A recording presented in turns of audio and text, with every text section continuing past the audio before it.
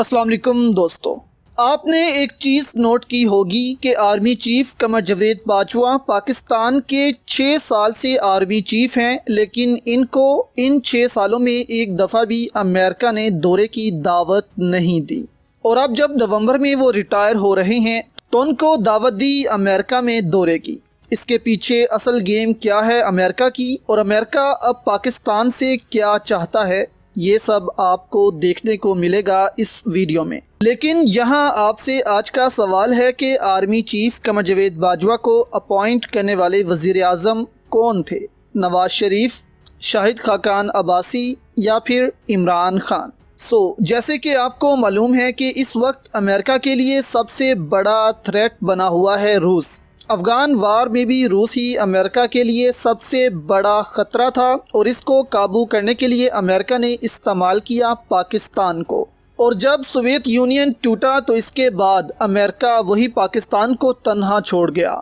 इसके बाद अमेरिका को पाकिस्तान की ज़रूरत पड़ी 2001 में, जब अमेरिका ने अफ़गानिस्तान में दाखिल होना था।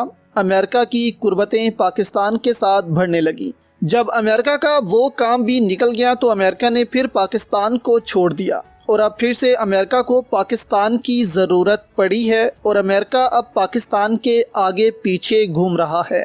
भारत को पाकिस्तान के लिए शटअप कॉल्स दे रहा है। अमेरिका इससे पहले भारत के कहने पर पाकिस्तान से डू मोर का मुतालबा किया करता था, लेकिन अब ऐसा नहीं हो रहा। अब सवाल ये है कि 6 साल के बाद आखिर आर्मी चीफ को अमेरिका के दौरे पर क्यों बुलाया गया? आर्मी चीफ कमर जावेद बाजवा वाहिद आर्मी चीफ हैं जिनको अमेरिका ने दावत नहीं दी, बकौल औरिया मकबूल जान, और वो इमरान खान के साथ गए थे अमेरिका। उस वफ्त का हिस्सा थे वो जो अमेरिका गया था। लेकिन अमेरिका ने यहाँ पर कमर जावेद बाजवा को अकेले से दावत नहीं दी थी। लेकिन अब अमेरिका क्यों दावतें दे रहा है और भारी प्रोटोकॉल दिया जा रहा है आर्मी चीफ को, इसकी वजह आपको बताते हैं।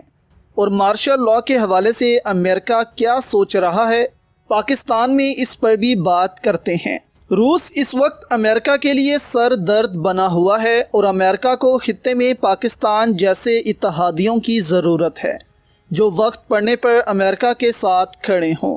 रूस ने दोस्तों हाल ही में एटम बम से मुतल्लिक बयान दिया है और कहा कि अमेरिका ने हमारे लिए एग्जाम्पल सेट कर दी है जापान में एटम बम गिराकर। अगर अमेरिका ये इस्तेमाल कर सकता है तो हम क्यों नहीं? और साथ ही रूस ने अपनी न्यूक्लियर ट्रेन एक्टिवेट कर दी, जिसके ज़रिए यूक्रेन पर एटमी हमले हो सकते हैं।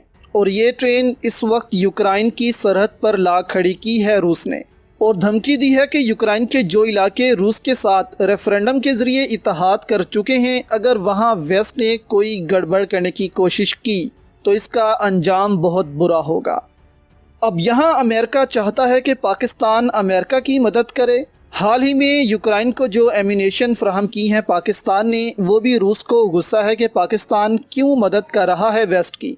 अमेरिका अब यहाँ बाकायदा तौर पर अड्डे भी मांग सकता है पाकिस्तान से, जिसके ज़रिए यूक्रेन की जानिब से एयर कॉरिडोर बनाया जाएगा।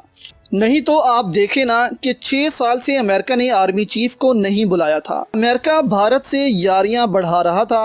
औरिया मकबूल जान ने तो यहाँ तक कहा कि 2-3 दफ़ा रब्ता भी किया गया अमेरिका से, लेकिन वो दौरे पर नहीं माने थे, क्योंकि इस वक्त अमेरिका को मालूम था कि पाकिस्तान अब हमारे किसी काम का नहीं। लेकिन रूस यूक्रेन की जंग ने पाकिस्तान की अहमियत यहाँ पर बढ़ा दी।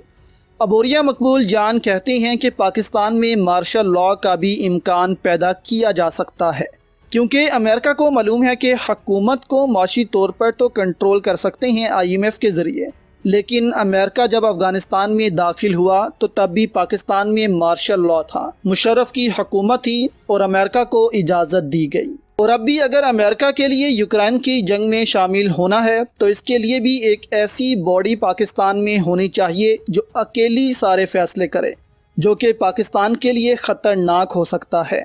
औरिया मकबूल जान ने भी कहा है कि पाकिस्तान को यहाँ पर रूस और चीन के साथ ही खड़े रहना चाहिए, क्योंकि वो पाकिस्तान के नेबर्स हैं और पाकिस्तान के साथ हैं। और बिल्कुल ठीक भी कहा है, अगर पाकिस्तान 7 समुंदर पार से आए अमेरिका का साथ देगा तो खित्ते में पाकिस्तान तन्हा होकर रह जाएगा, جو کہ پاکستان اب برداشت نہیں کر سکتا، اور امریکہ نے اسی لیے آرمی چیف کو بھی بلایا ہے تاکہ روس کے حوالے سے بھی پاکستان سے مذاکرات کیے جائیں۔ اپنے جواب کی طرف دوستو واپس آئیں تو 2016 میں نواز شریف نے ہی آرمی چیف قمر جاوید باجوہ کو تعینات کیا تھا، اور اس نومبر 2022 کو ان کو پورے 6 سال ہو جائیں گے، کیونکہ اس سے پہلے عمران خان نے ایک دفعہ ان کو ایکسٹینشن بھی دی تھی۔